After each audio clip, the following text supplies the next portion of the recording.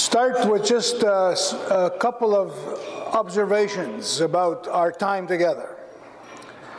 And one of those observations is that there seems to be a kind of positive energy and some growing interest and enthusiasm for what we've gathered here to do. And not only for what we've gathered here to do today, but for the overall vision that I've been trying to articulate and put out there for people. It's, you know, it's important to know that I'm not just dreaming in color or imagining something. It really does do some good to start seeing that what's being said is resonating with people. And so there were clear indicators of that here yesterday and today. One of those indicators especially was brought out by Father Lloyd's presentation of how this has been received in one parish. And from that presentation, I derive some sense of some of the ways and possible avenues that others might take. Not that they would do exactly the same thing, we're all different, but it's to recognize the enthusiasm that's behind it. And so that is an indicator of the growing interest for what this mission is about. Another observation is the fact that there have been present here yesterday and today a number of priests. And the fact that you're here, oh, I guess some of you might say that you're here because you have to be. But I'm not picking up on that. I'm picking up on the fact that some of you are, whether you realize it or not, are actually demonstrating some enthusiasm for what this thing is all about. And it came out particularly this morning in the way the priests spoke about the area of interest. Now, they spoke as Episcopal vicars, but not really. That wasn't the primary point. What was the primary point was how each one spoke of those important things that touched their lives and why they were doing what they were doing. Their place and their role as Episcopal vicars, that needs to be fleshed out and understood, because they don't know what the hell it means any more than I do. We're working on it.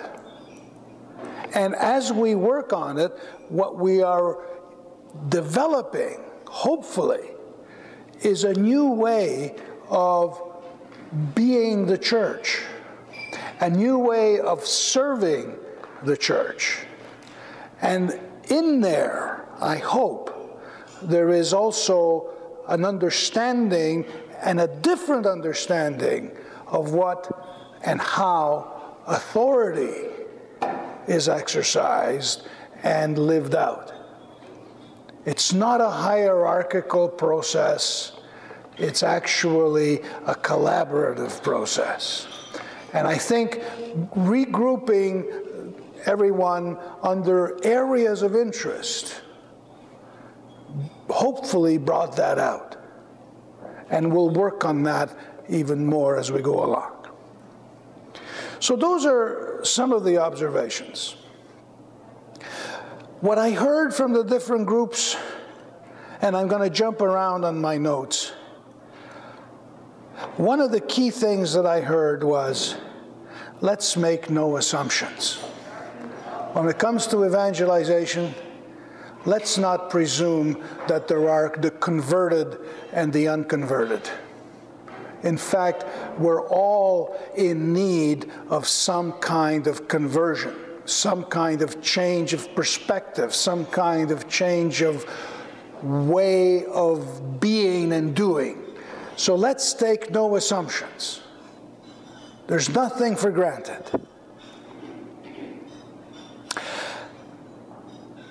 Related to the assumptions was a comment made which I thought was really important. And it's perhaps because it's an assumption. And that assumption is that we sometimes think that our people are capable of receiving all that we're talking about. And someone mentioned the fact that, you know, a lot of the ordinary folks stopped thinking religious stuff when they were 12 years old. And so people have talked about language, and that was another theme, the adjustment of language. It isn't just language. We're all speaking English, but the point is not English. The point is the stuff that we're trying to communicate that has to do with the gospel. I demonstrated that a little bit by the fact that last night the text was the same text, but two different versions of English. And maybe we could come up with a whole lot of other versions of English that needs to be developed so that we can speak to the people that we're trying to reach. And one of the points that was made around this is that when people seem to be rejecting our faith or our church, they're not rejecting our faith and our church. They're rejecting something that in their gut tells them that it has to do with immaturity. And what came to mind when that remark was made was the appeal of Pope John Paul II to the young people at World Youth Day in Rome, when he invited everyone, when he appealed to everyone to develop an adult faith, to grow up in the faith. I think that's when we talk about adult faith formation, it's not about forming in the sense that we're shaping clay and we're trying to make a new kind of a statue. It's helping people to grow up so that when they talk about God, they're not talking about an old man with a beard. When they talk about Jesus Christ, they're not talking about an idea. When they talk about the church, it's not about the rules and regulations. It's about maturity. And another point that was made very strongly, which I think relates to this business of being adults and being mature, is that we treat people that way.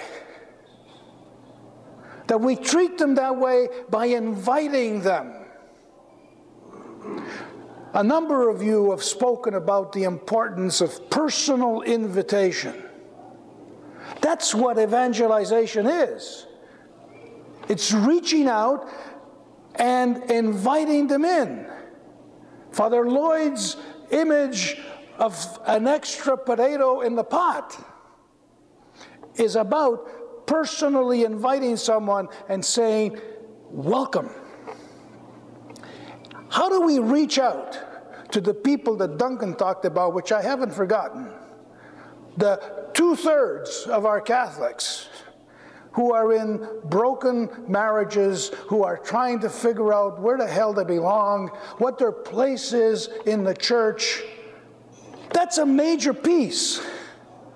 There's got to be room for all of those people, because the church is made up of the sons and daughters of God, and we are in a different relationship when we are able to treat each other that way. Does that mean that we break all the rules? Does that mean everybody can come up to communion? Does that mean? No. It means we got to figure out why all that's there. But we need to have them there to be able to figure it out with them. Now that piece, if we haven't acted on it, it's because it's not an easy piece to act on. But it's part of being mature, it's part of being responsible, and it's part of being invited personally. Christ went with the sinners. That was today's gospel. And what was interesting in today's gospel was that when Levi was touched, all those other sinners showed up too.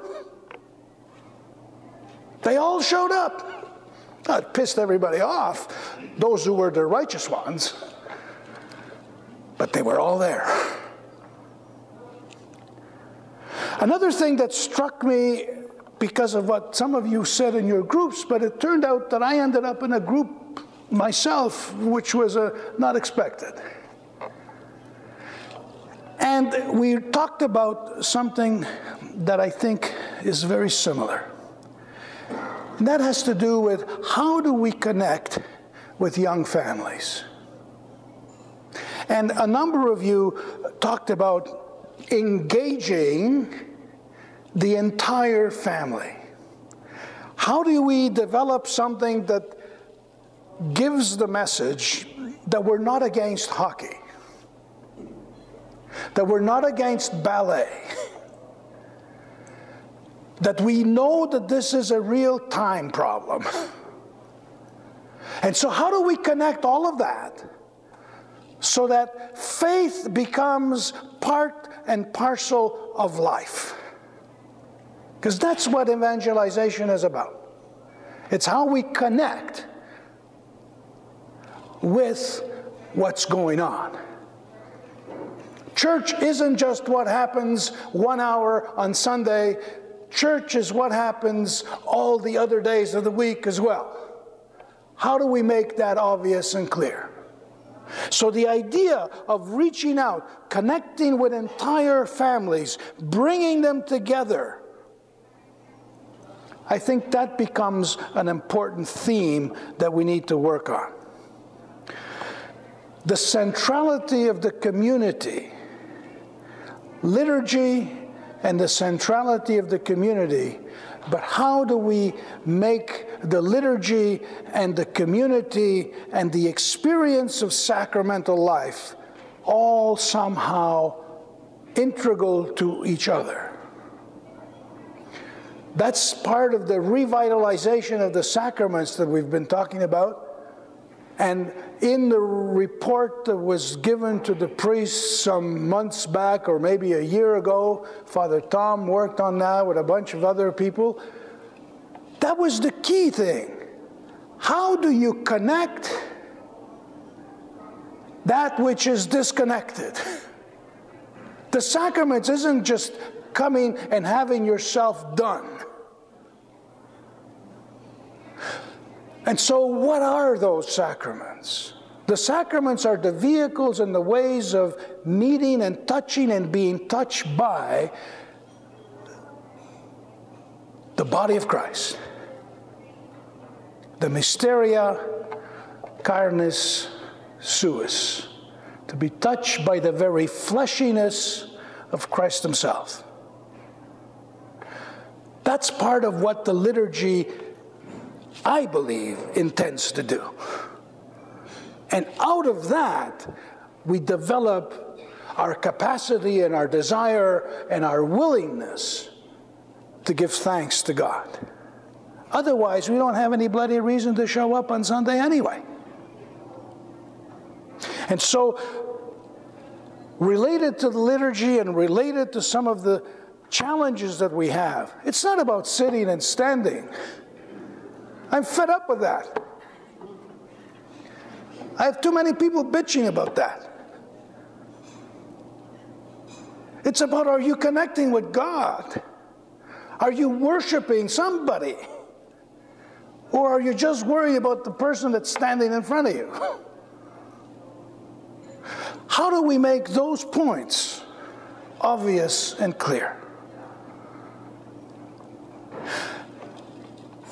Some of the things that Father Joe made in his remarks when he began,